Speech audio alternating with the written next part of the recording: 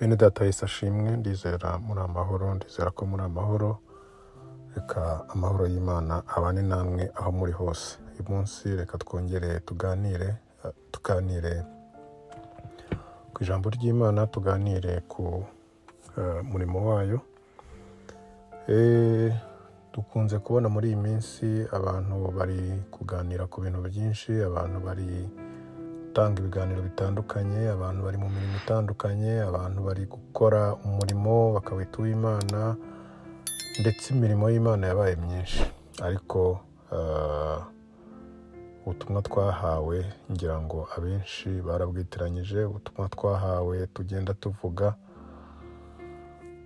nuko abantu baba mu byaha bagakira, bakatandukana na Satani ushaka kuzabisasira, bakajya mu muriro utazima. Ubutumwa bwiza rero nta bundi nubwo kuvuga Yesu wamanutse akava mu ijuru akaza akigira umuntu, akabambwa, agapfa, agahambwa, akajya ikuzimu, ndetse akavayo akazuka kugira ngo natwe tuzukane nawe, natwe tubone ubugingo buhoraho. Ubwo nibwo butumwa bwiza twahawe. Ibindi byose sinjya ntinya kubyita ibikenyeri, kubera yuko hari byinshi abantu bahugiyemo, kandi bitwa ko bari gukorera Yesu turimo tuvuga, ukabireba ukabona birababaje. Tugeze mu gihe kibi, ndetse Bibiliya yita igihe cy'ubugoryi, kubera yuko habamo ibintu abantu biyobagiza, abantu bamenye ukuri ukabona bongeye bahinduye, biyobagije, bagiye mu bindi bitari ukuri. Harimo abadashaka noneho no kumva ukuri, ahubwo bashaka kwibera mu kinyoma gusa, bashaka kwibera mu bibanezeza, bashaka kwibera mu bibi bidahesha Imana icyubahiro.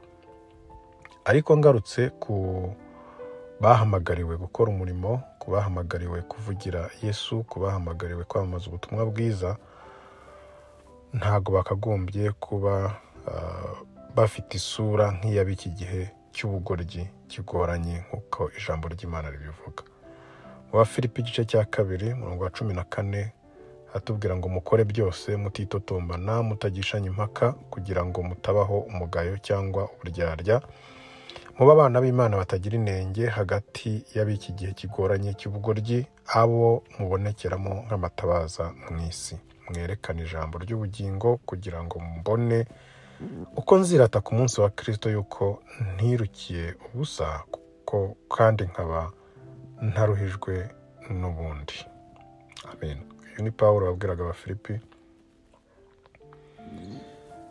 Abafilipi rero b'iki gihe, cyangwa se ababwirwa b'ijambo ry'Imana ni twebwe, kuko ijambo ritubwira ngo twe kugishanya impaka, twe kwitotombana, tureke ikintu cyose cyatuma tubaho umugayo.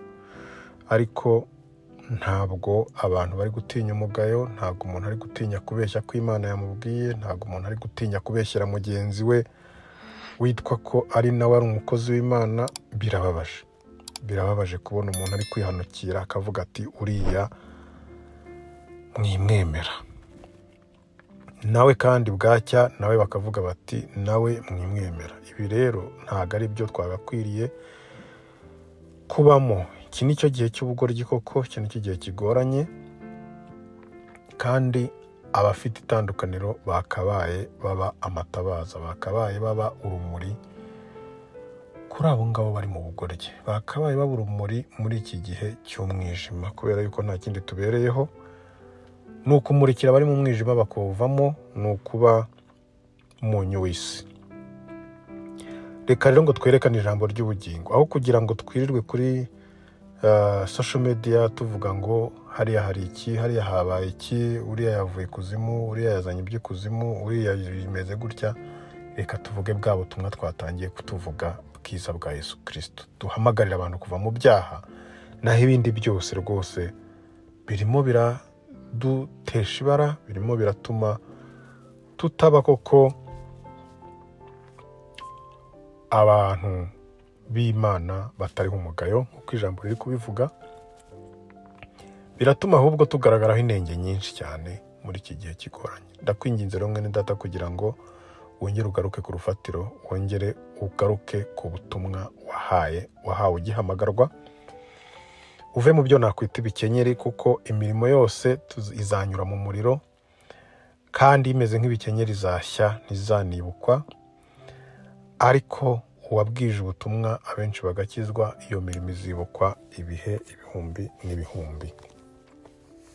Reka rero Uwiteka akugirire neza, aguha imbaraga, maze uvuge ubutumwa bwa nyabwo bwa Yesu Kristo, kugira ngo benshi bakire. Mana, ndagushimiye kubwira ijambo, ngushimiye n'abaryumvishe, ndakwinginze kugira ngo ufashe benshi kugira ngo bagaruke mu murongo, ufashe benshi bavuga ubutumwa waduhaye.